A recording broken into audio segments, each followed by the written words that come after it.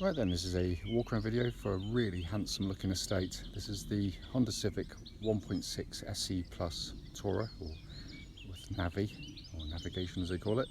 Finished in passion red, which looks beautiful on the car, absolutely beautiful. And the video never does it justice. It's got a funny colour filter on these videos, which is unfortunate because it really is a striking colour. Facelift model car, as you can see here, so it gets a new style headlights and grille, which looks absolutely gorgeous on the car. It's a really subtle thing, but it works wonderfully. Lights and lenses clear, intact, no cracks, no condensation. Bonnet of the car, very clean. There will be the odd tiny stone chip given the mileage, but there's virtually nothing at all.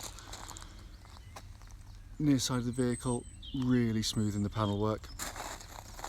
Apologise, a bird has deposited some muck on the front wing there. That is no mark, it is literally bird muck, and I'm not going to put my hand on it right now to get rid of it either. Panel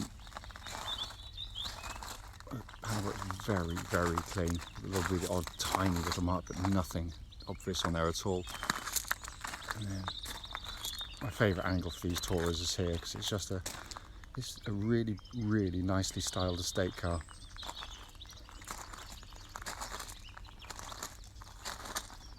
Coming around the back of the car,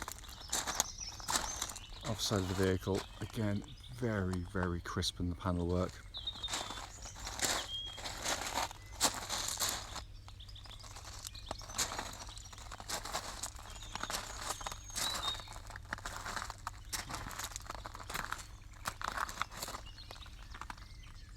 It really is, it's in lovely condition. I mean, as I said, there's always the odd age-related mark, but that's in really lovely condition for a car this age and mileage. Let's come to the back of the car now. Huge boots on these vehicles, all very nicely finished off. It's been kept in a very nice condition as well. So coming to the back of the car, this is ordinarily the Achilles heel of all Honda Civics, because it's where the kids sit and they absolutely bash them about. But this one has been kept in absolutely beautiful condition. Seats look almost unused in the back.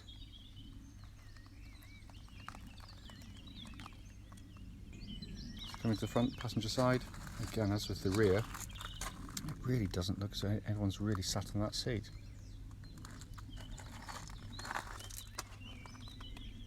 So finally to come to the driver's door card, which again is in really good condition for the one that gets used most. And again, driver's seat, really good condition. Again, the only one that's going to show any signs of wear, but even that's absolutely minimal. So inside the car now, engine's running this section as always, so the dashboard can be seen illuminated. Dashboard looks absolutely as new, it's in beautiful condition. I'll come up here very quickly just to show you 62,548 miles currently on the car. Sat nav working perfectly, as you can see. That this gets the big screen sat navs on the car. If I pop the car into reverse, you get that lovely clear gridded parking camera all working exactly as it should. If I press that button there, that tilts up, gives you access to your CD. Oh, I popped that CD tape one out, that's mine actually. Close that one. Come down, dual zone climate control system, and it really is in just wonderful condition. Then if I come back here, I mean, you get the view of the best dashboard in its class by country mile. I mean, it looks absolutely stunning.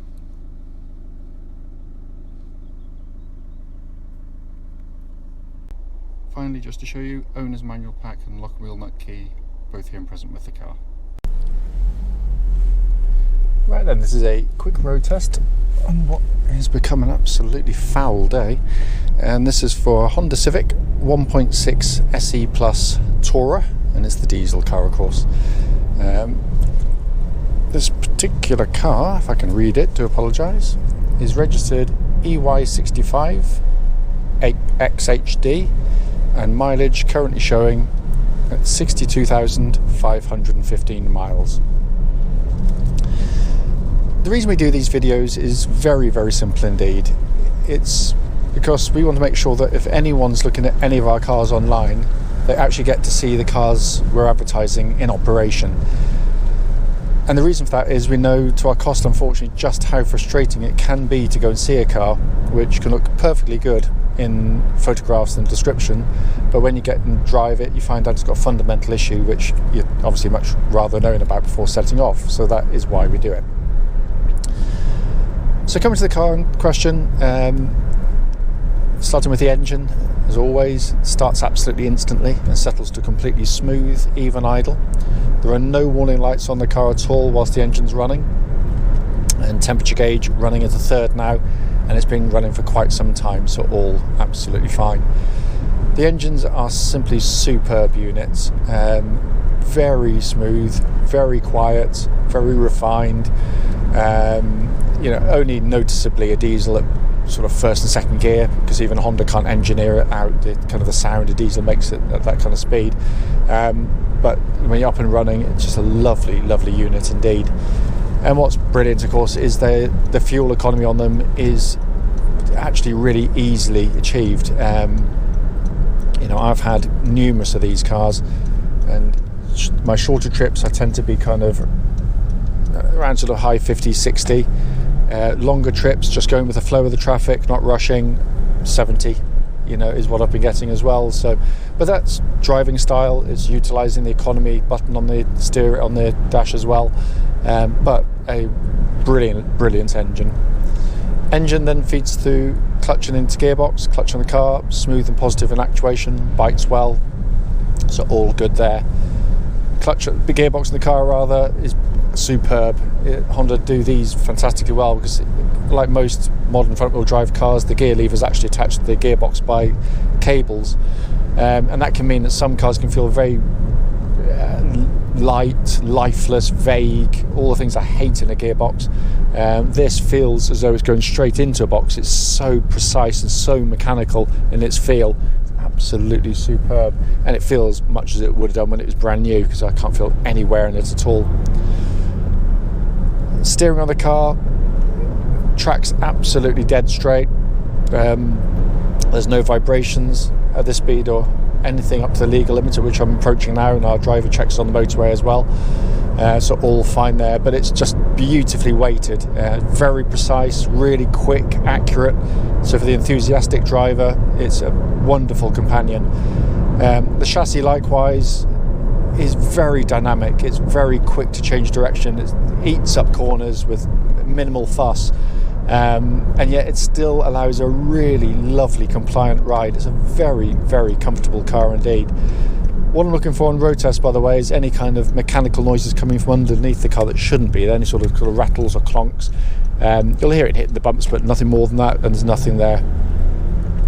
Worth pointing out, the car will be going off for a independent MOT, hopefully tomorrow, so these things will be checked anyway. So just going to pop around the corner and give the brakes a little bit of a shove, make sure no one's directly behind me. Really nice brake pedal on the car, solid, powerful, bites well, and reacts beautifully. What I'm looking for there particularly is any kind of pulsing or vibration coming back through the brake pedal, and there's nothing at all, so all in fine order. So coming to the interior of the car, worth pointing out, it's literally just arrived, it's not been cleaned yet, and yet it literally hardly looks as though it needs cleaning at all. It's in absolutely beautiful condition. And the other thing is, the build quality is sensational on these cars. This is a 5-6 year old car and 60,000 miles or so. Not a squeak, not a rattle, nothing. And it always brings me back to the biggest bone of contention I have with the motoring press, is the fact that they assess build quality on brand new cars. I really do wish they'd come back to cars of this vintage and see what build quality really means, because the normal candidates for build quality with heavy sounding doors and squidgy plastics can be absolute rattle boxes after this time and feel very worn. But this is a masterclass in how to put together a car. It's also just a wonderful place to sit. It's so interesting to sit in these cars. You feel special. It's a Marmite interior because I love it. Loads of people hate it. Fortunately, enough people like them for me to sell lots of them. thank goodness. But I just find it such a wonderful interior design, because it's not only is it pleasing on the eye, especially at night when it's illuminated, it just looks fantastic, but it's just incredibly practical and wonderful in terms of ergonomics. The centre stack here is quite conventional, actually. You've got a big screen sat nav all working perfectly, a dual zone climate control system offering you different temperatures side to side, and that blows out lovely cold air as well, by the way. And then in front of me, my favourite part, this two-tier dash design. So up high, you've got an information display panel there for your sort of various information that you normally get on cars, like sort of trip and MPGs, and also radio readout. But if you do things like change the fan speed on there, the readout comes up there as well as down here. Same for the radio. So you're not having to look down into kind of the bowels of the car to take that information in. You're always looking at the road ahead. But my favourite one, because it's the one you look at pretty much the whole time, your speedo right up there, big, bold, clearly laid out. I can look at the car in front, or pedestrians or cyclists, whatever happens to be, but keep my eyes on my speed at all times without having to look down into the car at all. It's just genius. And to Honda's eternal shame that they've decided, for no apparent reason, on the 10th generations, to put it down into the middle of the cluster down here, which I think is a ridiculous step, in all honesty, because it just gets mixed up with other dials. There, it's by itself, and I think it was a strange decision by Honda. It really, really was. Down below that, you do have a cluster of more conventional dials, and then you've got the obviously big rev counter in the middle, flanked by the temperature and fuel gauges. Steering wheel feels brilliant in hand. It's thick rimmed, leather bound, perfect size, just absolutely fantastic to hold, and feels like new as well. But a wonderful interior. As I said at the start of the video, the point of it is only brief, but it's to show the car in operation. There are no issues. It drives absolutely superbly.